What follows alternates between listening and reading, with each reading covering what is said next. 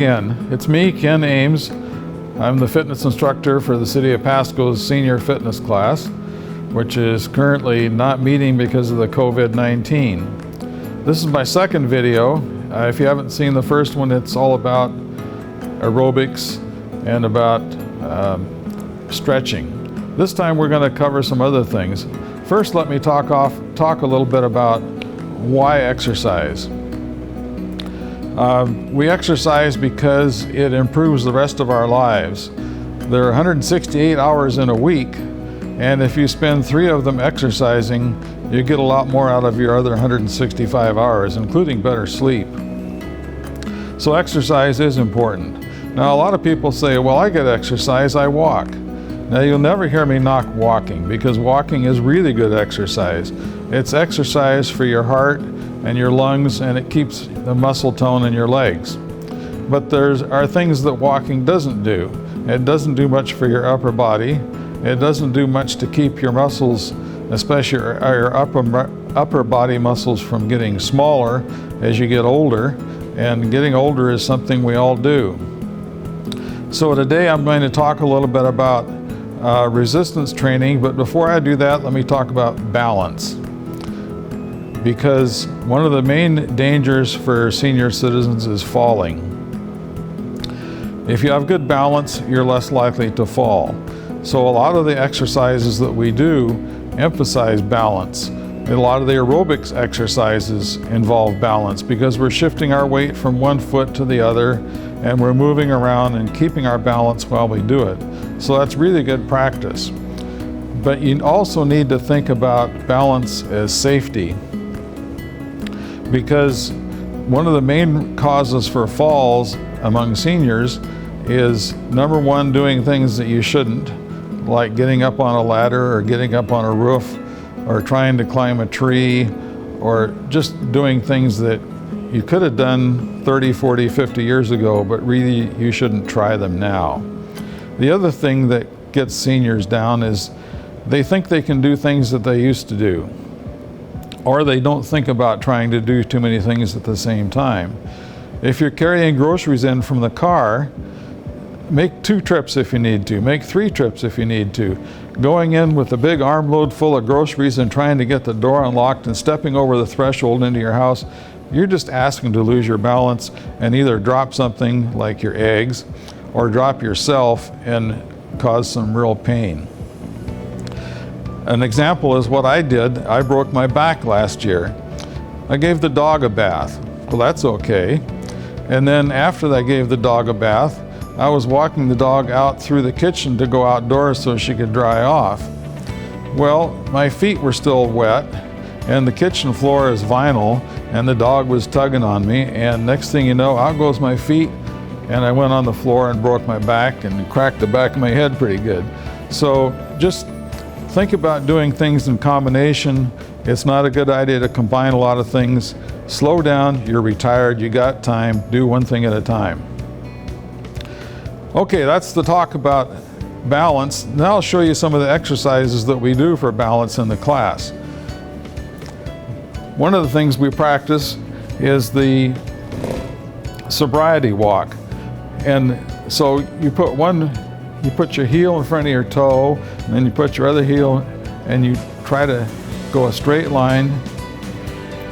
This is a good exercise for balance. And after you go forward a ways, then you go back. And some days my balance is better than others. Today it's not bad. But this improves balance. Another one that we do, we call slow climb the ladder. So imagine you're out picking apricots or cherries or apples, which I don't recommend, by the way, especially unless you do it from the ground. So you pull one foot up, try to get to balance on that foot, then you get to balance on the other foot. So that's the slow climb the ladder exercise. Now I'm going to show you another one which may or may not work, because I have trouble with this one, and most people do have trouble. And it's a good idea, if you try this at home, to have a chair handy. We always have a chair handy when we do it in class. It's called an airplane. You just stand on one foot, pull the other foot up behind you and spread out your wings so you're like an airplane. Now see, I didn't do too badly on that, but that's good practice. Okay, that's enough about balance and fall avoidance. Just be careful, use good sense. Don't try to do things that cause a risk. Okay, now I'm going to start with some resistance training. I'm going to demonstrate using one of the bands that we use in our class. You may or may not have one of these at home. If you don't have one at home, Amazon will sell you one for $14.99. If you're on Prime, it's free shipping. There's a plug for Jeff. Okay. The first exercise we do for upper body is we take the band like this, and you can use the band doubled or you can use the band single, but the idea is you keep your arms straight out in front of you, and then you just pull back to your collarbone. And we do this for 10 reps.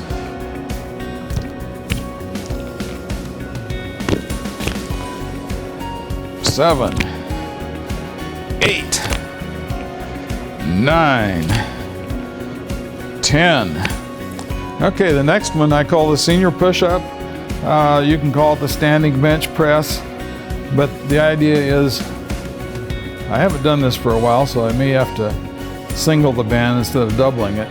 But you put the band around under your armpits, and then I can't do it double. And, you know, none of us are as strong as we used to be, and we all have things that hurt from time to time. So 1, 2, 3, 4, 5, 6, 7, 8, 9, 10. Okay, after we do that, getting tangled up with the mic in the back. Next one we do is the curl. So you stand on the band, the arm straight down like this. The nice thing about bands is you can adjust the resistance to what works for you. So depending on how much tension you have starting out will depend on what you get when you do the exercise. So you pull your fist up to your chin. 2, 3, 4, 5, 6, 7, 8, 9, 10. Okay. And then of course you do the other side, but you'll just assume that I did the other side. Next one is triceps. Now the way we usually do this in class is we use the back of the chair, and we start with the elbow up behind the body like this, and straighten the elbow. 1, 2, 3, 4, 5, 6, 7, 8, 9, 10. Okay, that was a good one. And then we do what we call the chicken wing pull-up.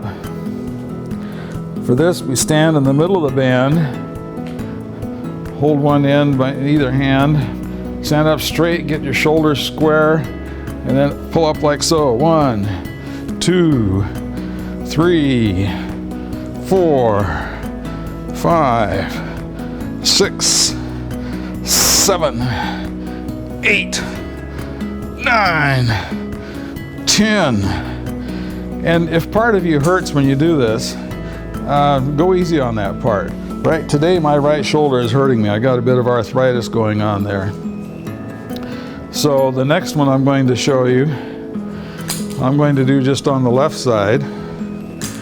This is the overhead.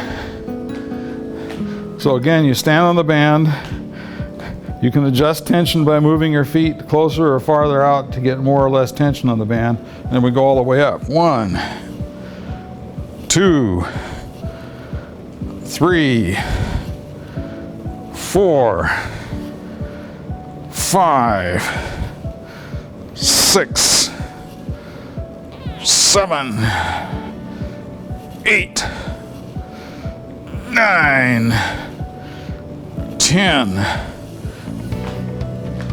Now you may not have a band like this at home, but a lot of these you can improvise if you use something like a rolled up towel and you just let it slide through your hand to adjust the tension as you go.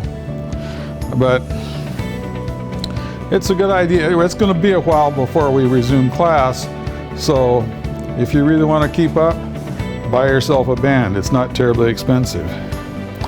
Okay, you saw the one we did behind the chair with the triceps. I'm going to show you the other behind the chair exercise. On this one, it's the rotator cuff we're working, and I'm doing it on my left side because my right shoulder hurts. So this one, the arm stays straight. We rotate the shoulder. 3, 4, 5, 6, 7, 8, 9, 10. Now I'll show you an alternative you can use if you don't have a back of a chair, or if you want to try this with a towel or something. You can put the band behind you like this, so you have both your elbows bent, and then you straighten the elbows, and that works the triceps both at the same time. So that's another one you can try. And you can do that with a towel as well. Okay, last resistance exercise with the upper body is we sit in the chair and you flip the band over the back of the chair, slide forward so you're on the kind of on the front of the chair, and then you pivot forward at the shoulders.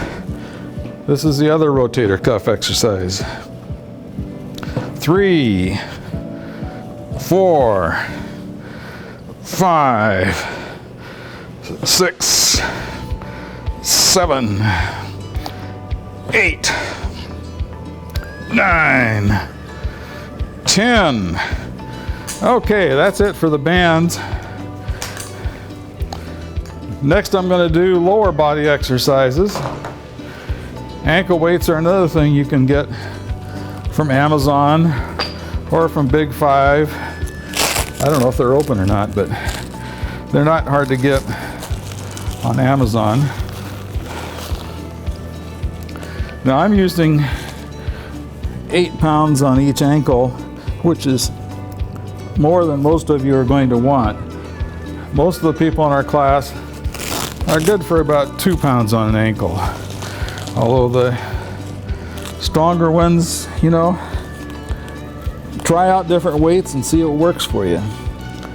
So the first one we do with ankle weights is just sit in the chair. I'm putting a little support under my thighs so my feet aren't resting on the floor. And then we put the feet out for 12. 2, 3, 4, and you stop at the top. 5, 6, because it's more exercise than if you just were to swing your feet. 7, 8, 9, 10, 11, 12. Okay, the next thing we do after that, the chair's going to rip my mic off yet. Next one we do, this is going to be hard to show on the video, but I'll do what I can. We do a walk using big high steps. So this, we pretend like we're stepping over sleeping dogs or grandchildren's toys or something like that. This is good for strength and for balance. So big high steps. And in class we walk all the way around all the chairs. So it's, you know, 30, 40, 50 steps, something like that. And it is hard to keep your balance if you take really big steps, but that's part of the exercise. Okay, after that, we do the legs out to the side, and we do this for 20 because we're doing 10 on each leg. So you do a leg out to the side, 3, 4, and the idea here is to try to stay pretty much upright while you do it. We're not going to go like this. 6, 7, 8, 9, 10, 11, 12, 13, 14, 15, 16, 17, 18, 19, 20. Okay. Now, the next one, usually we do this behind the chair because you might need your chair for balance. If you don't have to hang on to the chair, that's fine. This is legs straight back for 20.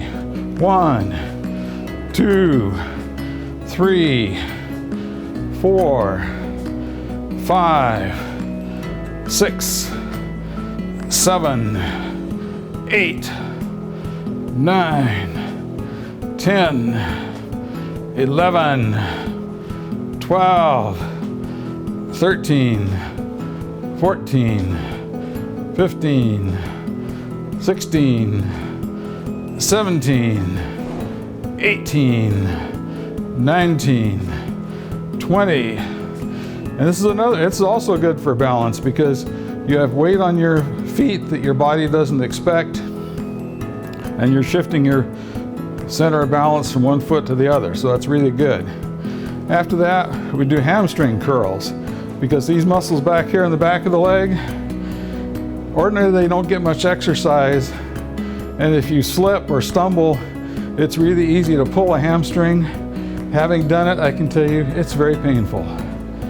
1, 2, 3, 4, 5, 6, 7, 8, 9, 10, 11, 12, 13, 14, 15, 16, 17, 18, 19, 20. Yes, we did it. Okay. Then you can leave the weights. These next exercises you can do with or without weights. I'm going to leave the weights on because they don't really make much difference. Here again, you're going to want your chair handy for balance or something you can grab onto, because we're going to go up on our toes and really get up there on your tiptoes, then rock back on your heels, pull up the front of your foot. We do this for 10. So 3, 4, 5, 6, 7, 8, 9,